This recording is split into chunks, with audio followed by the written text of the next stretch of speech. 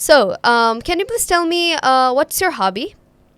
My hobby is to do painting, and I love to play video games.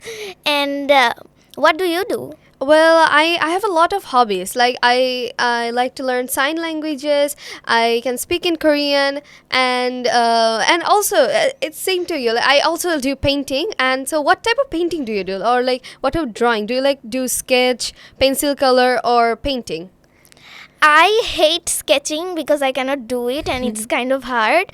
I do like normal painting with paints, colors, and brushes because it's normal for me.